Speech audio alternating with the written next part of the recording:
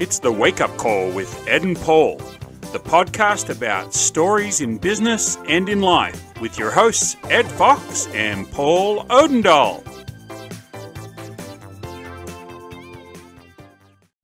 G'day viewers and listeners, it's Ed Fox and Paul Odendahl back with another great episode of the Wake Up Call with Ed and Paul, where we talk to business owners all around the world about their successes, their failures, their challenges, and what they're doing. So, Paul, do you want to introduce our guest today? Well, we are grateful today, all the way from Texas. How about that, Ed? Where are you, Ed? I forgot where you're at. Where's Ed? Oh, I'm in Nashville. Oh, that's right. Ed's in Nashville. Paul's in New York. Robbert today, Robbert Trembath, is in Texas. So he is the CEO, if I've got that correctly. I know he's the CEO. CTO, many organizations, CTO. But of AIO Integrations. I have been thankful and grateful that he's been on my educational call to speak about cybersecurity. We asked him to be on the Wake Up Call with Ed and Paul call to talk a little bit about his successes and failures in business, and he has many, which is a blessing. So, Ed, that is our guest for today, Robbert Trembath. Robbert, good morning or good afternoon. No, you're in Texas. It's still morning, early morning. It's still morning. So, Robbert, you and I have spoke before when we thought we were going to do this call the first time, but one of the people didn't show up. Me. I'm not mentioning any names. Oh, I was going to. People would have figured it out sooner or later. I want one of those shirts you guys got, man. I want to know where you bought those because I'm getting one. Texas. These are Texan shirts, my friend. You get the Texas version, which only has the Lone Star flag on it. I'm getting both. Yeah. But so for me, this one is actually a Shinesty.com. Free plug, guys. And then chat me the link for that later because I want one. And then the others I buy off Amazon. So they're all over Amazon. So they're pretty cool.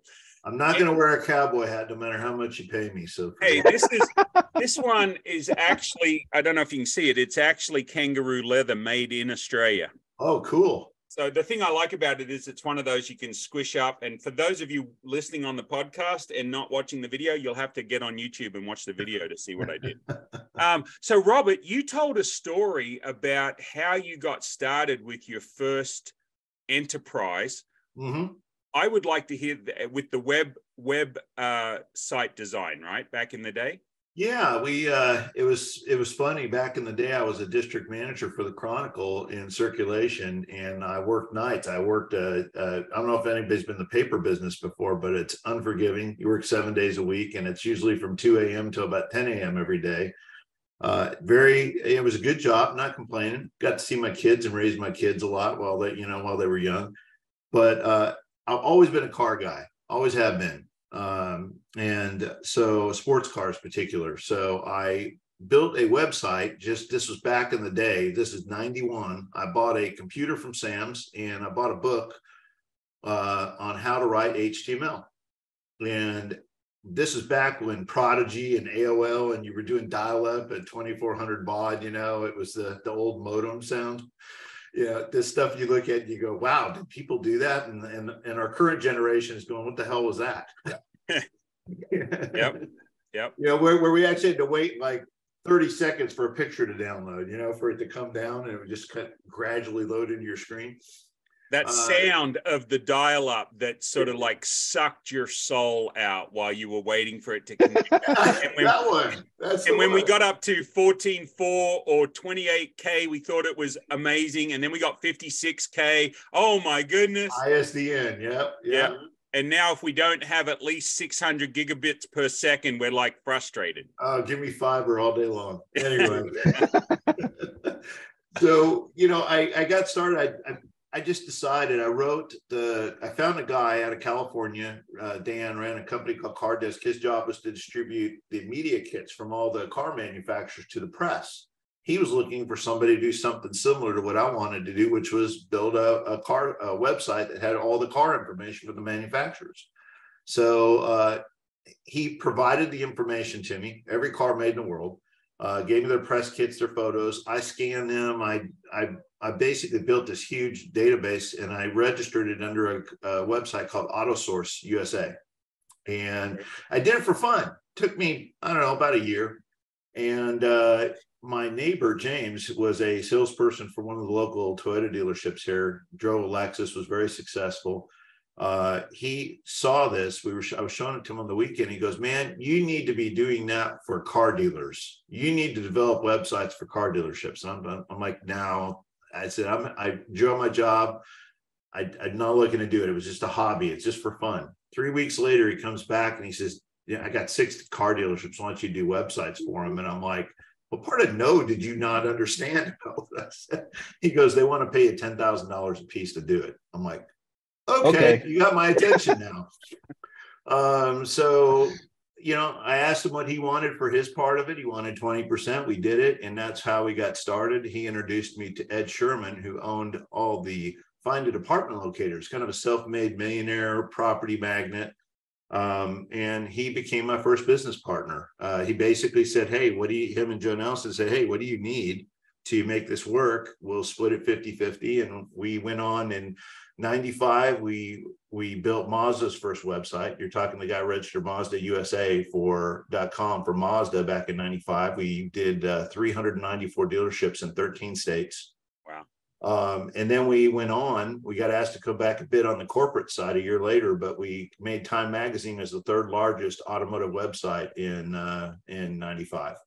Now, was that a scary time? Because surely if you're in Time Magazine, did your phone just blow up? The website blew up. We got very popular.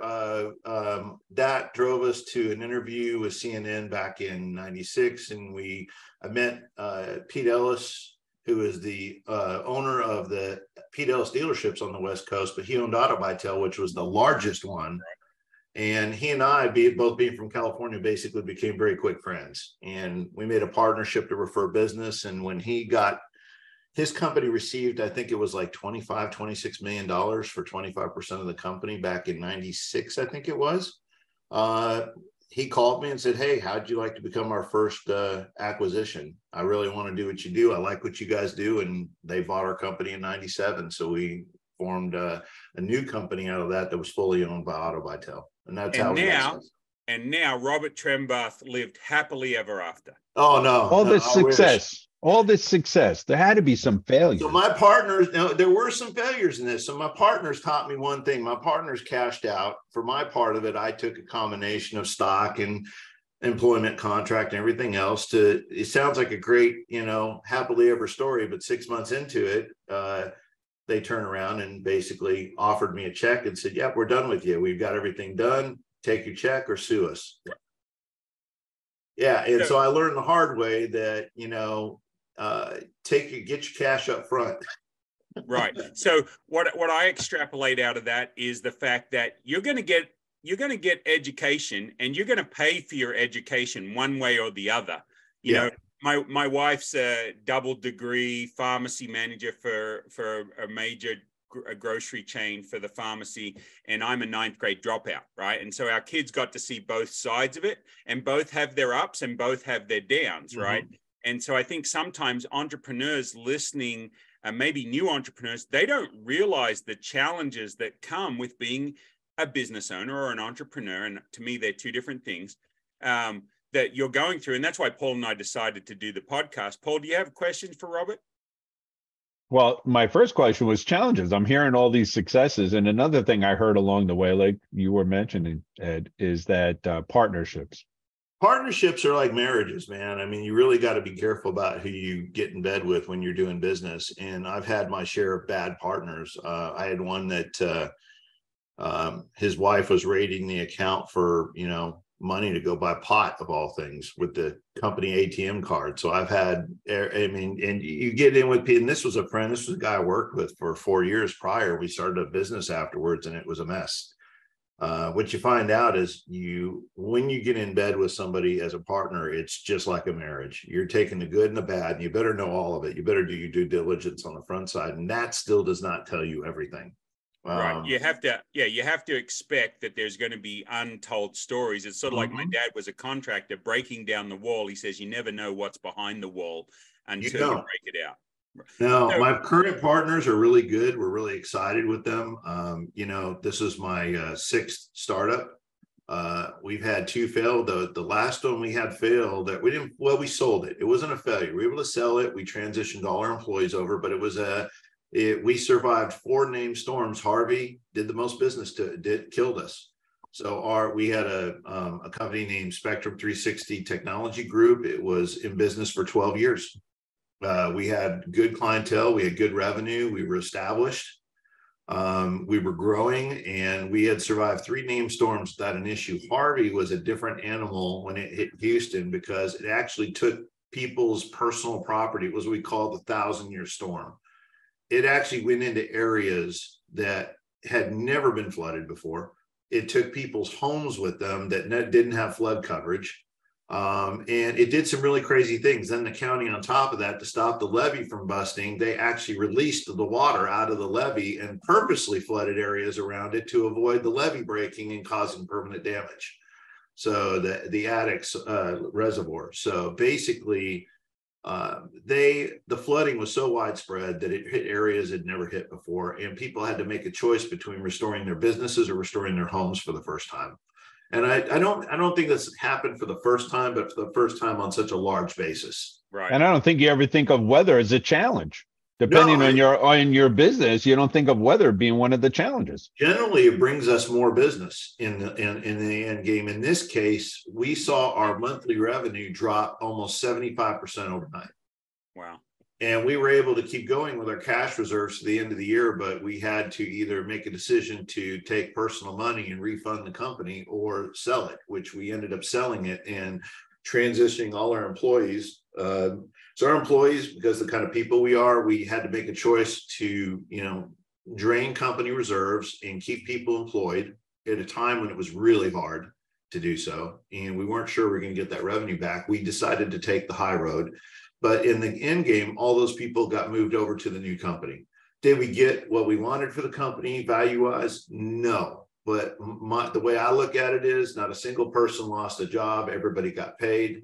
And, in the end game, to me, I got to look in the mirror and feel like we did a good job transitioning. And that's, you really have to judge. A lot of people look at businesses as to how they perform. I look at businesses as to how they conduct business. I'm from the old school where a handshake means something. Somebody gives you their word, they keep it. And I'm going to tell you simply, all my business part, I'm the youngest guy in my company. Okay. Everybody else is older than me because I recognize the value of what they do. And they were actually customers of mine for 15 years prior to becoming my business partners. So I knew them for quite a long time.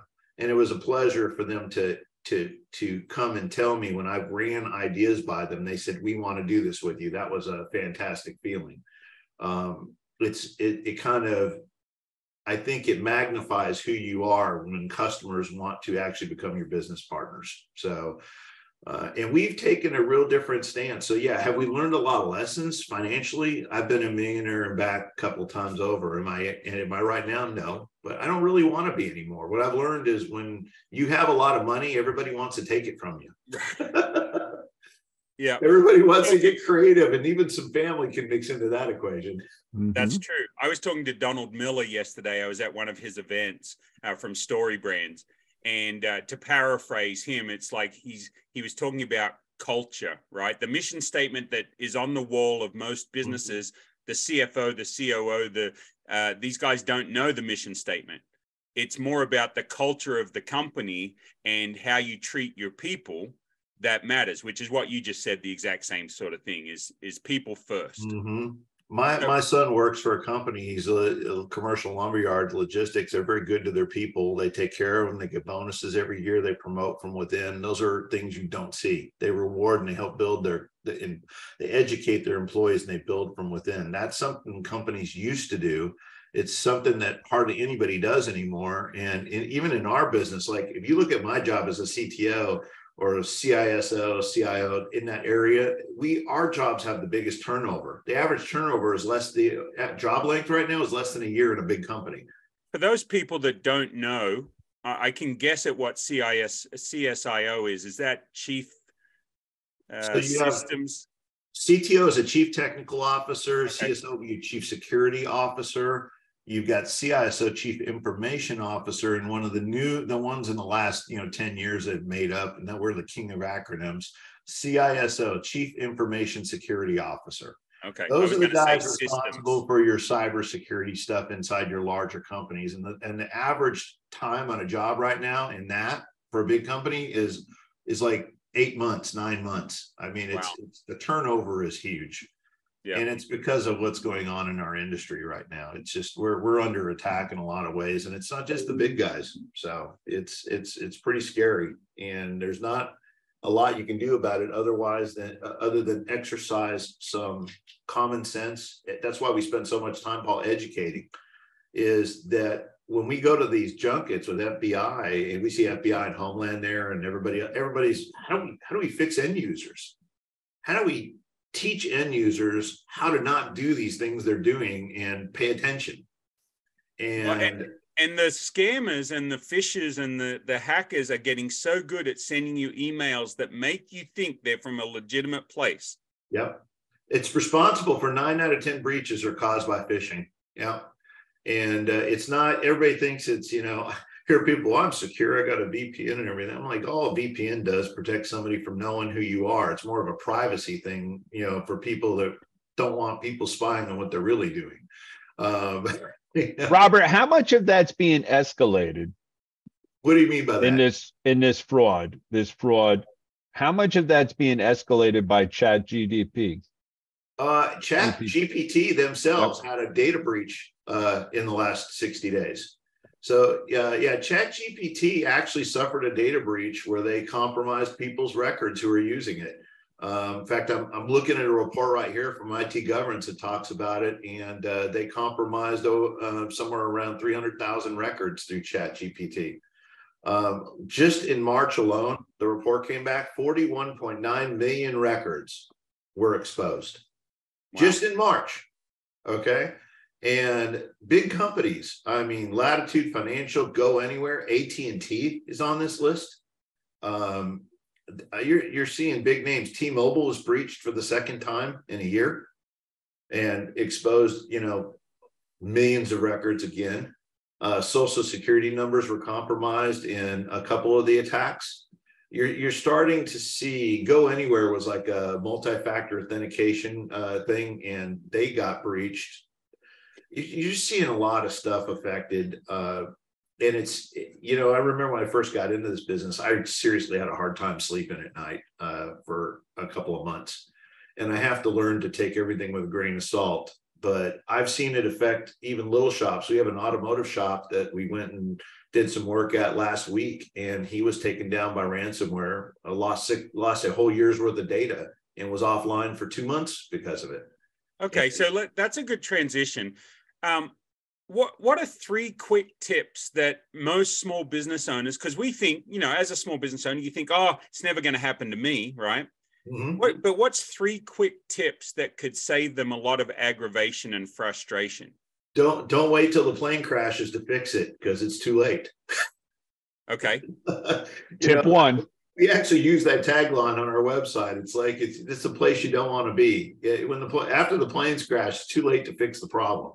The debris that you have to deal with after a cyber event is in the financial risk is crazy. I just read that right now they're advising C-level executives in companies that are like CI, in my positions, to actually carry personal liability insurance over $1 million, because now the companies are going after the individuals personally. Wow. They're actually suing the people. Yeah. They're looking for ways to offload their losses, and they're looking for people to blame. So 3 things you can do. 1, educate yourself. Okay. You need to learn. There's a lot of awareness cases. Our company, and I'll give you guys the URL for it. Yep. We offer a free cybersecurity awareness training. Anybody that wants it, you just go register. It's self-done. It's the same. I actually do the course. I did it on video. It's like an hour of your time, maybe an hour and a half. You can stop it, start it. You get a certificate from us afterwards, but the information you learn, and Paul's seen some and heard some of this stuff firsthand. It teaches you how to recognize real threats by, we actually take some emails in out of my own personal email box stuff I've gotten, and we talk about how to recognize tall tale signs of phishing and easily be able to tell whether something's legitimate or not, just by looking at a few things. And yep, that's junk, that's junk, that's junk. And before long, it just becomes habit. And that's one of the biggest ways people get in. They get way too busy. They're overloaded. They get an email from a friend with a PDF that usually, if they paid attention what the PDF says, it's something that their friend wouldn't have normally friends don't send you invoices. Right. Yeah. Or you get something that says, oh, hey, it's a receipt, says, oh, here's your receipt for the phone you ordered through Amazon. And you know you didn't order a phone. So why are you opening the attachment? Right. Yeah, it's oh my gosh, somebody must have got into my stuff, and they act out of panic, and then they actually create the situation in which they meant to avoid. And this is a real, I want to tell you about a story real quick. Something really happened. This happened to my niece. Her husband had worked at a lumberyard in the course of his job, got his hand taken off, just clean off of a machine.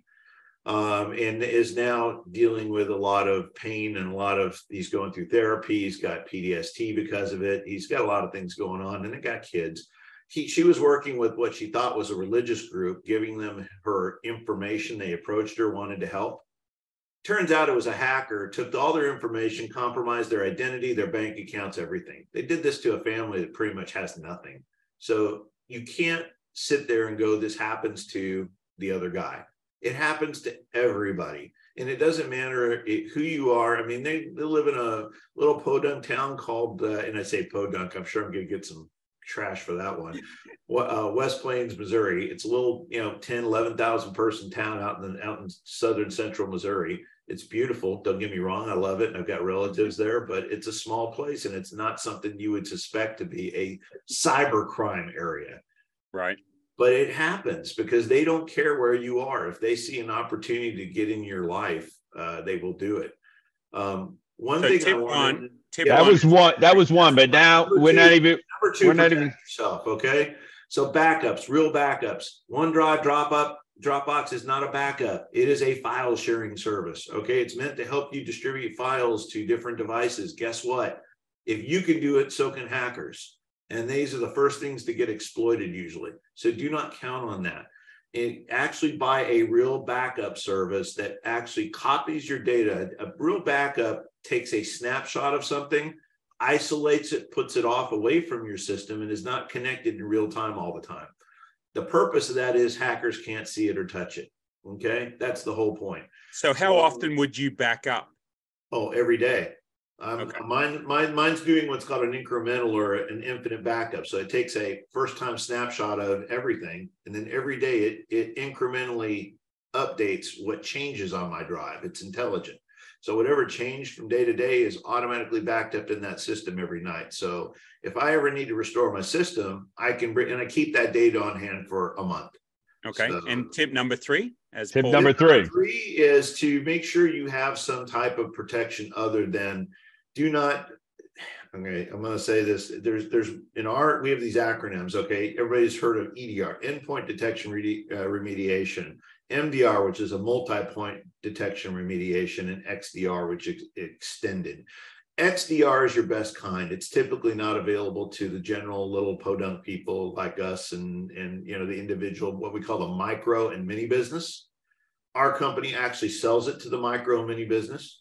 We take that same product, we focus on that. And the whole purpose is because this product negates 99% of what we call zero-day exploits. Have you heard that term before, a zero-day exploit? Zero-day means that's basically the bugs they don't have fixes to yet. Okay. And our operating systems, Apple, Windows, Linux, our browsers like Chrome, and all the things we use every day, Microsoft Edge, Firefox, they all have zero-day exploits. Okay. They do not publicize these because they don't want hackers to know about them. And when they update it, you'll see, oh, we fixed zero-day bugs in these bugs. Those are things they knew about, they were working on, and so they're patching. And they patch things in these areas every single week in your operating system. In fact, Wednesdays are called Patch Wednesdays for Microsoft. That's when they release their patches out. And usually it's when things break in Windows because they didn't test the patch good enough and it breaks something for somebody. So, well, personally, I like Patch Adams, but time-wise, Ed, I got to put this story in here real quick. I'm watching the time because I have to run to an educational call. One, this is why you saw Robbert on our educational call. Two, between the three of us and our audience, we've been talking, Ed and I, about getting some sponsors. This is a sponsor. This could be our first sponsor, AIO Integration. This is a sponsor we need. And let me tell you why in a quick story. My BNI chapter, Ed is also a BNI member. Just this past week, one of our members purchased AOI's product through my business partner in Simons for Seniors, Carl Jordan. And the gentleman in his testimonial time was raving about how great the product was. He hasn't even met Robbert. He was going on and on how grateful he was that Carl introduced him to it, what a difference it was making already for him, and what a great product it is. This is a sponsor we need on Wake Up Call for Ed and Paul. Well, and we haven't really gotten into Robbert's business. I just love the stories of the lead up to what he's developed now. Robbert, can I ask you to come back and do another episode, a part 2? We'd love to. We know a lot of things, and there's some things I definitely need to share to your audience, especially if you've got people that got kids, because there's a threat going on now that a lot of people haven't put 2 and 2 about, and it's not in the mainstream because people just aren't paying attention to it. But we've started seeing these patterns because we do it for a living. And I'm just going to mention it real quick if you got 1 minute, because it's super. 1 minute. All right. So everybody, you know that the schools are being targeted, right? You see the breaches in the school systems and education. All right. There's a reason behind this and why they're going after the school districts. It's because they are gathering information for the future. How many of you seen these little things they pass around on Facebook that says they're passing around to the kids, and the kids think they're from other kids, and they say, "What's your pet's name? Who was your first grade teacher?" They're asking you all these little questions about, "Oh, we just want to know about you." Well, guess what? Those are the questions to your security questions for financial institutions. These guys are not stupid. They are a generation ahead. So they are basically getting social security numbers through these school breaches and getting that data. And then they're hitting these people up through social media, and they are gathering information about their lives through social media, and they're putting them together. So when they become adults, they already have their life on tap. This is real. It's happening. And parents need to know about it. Grandparents need to know about it. But this is real. They are so far ahead of the curve in this, and people need to be made aware of it. They need to keep an eye on what their kids are doing, and they need to be aware and teach their kids what we're teaching them. Right, Robbert, that's exactly true. And there's a lot more we could talk about that. I'm so excited to do a part 2, folks. This is just a warm-up. We haven't even got into the good stuff yet. Robbert and I did, I think we spent an hour and a half for a half-hour podcast when we were going to record last time when Paul didn't show up. So, and we weren't done, but we had a great time. So, Robbert, thanks for being on the show. Look forward to having you back as soon as you can schedule that. So let me know, and I'll be happy to do it. This is stuff I make my time for, and I spend a lot of time, advocating this. So I'll be happy to do it whenever you'd like. Awesome. Well, look at the calendar. Let's get you back on the next week or two, because I want to run these episodes side by side, or one after the other. Absolutely. And Paul, any last words? No last words. Awesome. Paul, good to see you again, buddy. Great seeing you. See you again, Ed. Yeah, thank you, Robbert. And I'd like to talk to you some more about your product as well, for me personally. So let's make you got to talk through Paul about that, right? Oh, I see. Yeah, okay. Shoot me an email. I'll be glad to do it. We're working on some new stuff, so it's some new partnerships. So I'll be happy to tell you guys about it. Awesome. Take him on as a partner, Robbert. Take him on as a partner. He'd be a great partner. Absolutely. Thanks. Have a great day, guys. Okay. Thanks. See you. Bye. What an amazing stopped. guy. Yeah, I know. Recording stopped. Okay. I got to run because I got an educational call in 1 minute. The whole group has got to be looking for me. Okay. Bye. We'll see you. Bye. Folks, another great episode. Be sure to check us out. We'll catch you later. Well, that's it for this edition of the Wake Up Call with Ed and Paul. Thanks for listening. As always, we appreciate it. And if you'd like to subscribe, you can do that on your favorite podcast platform or YouTube. Thanks a lot and have a great day.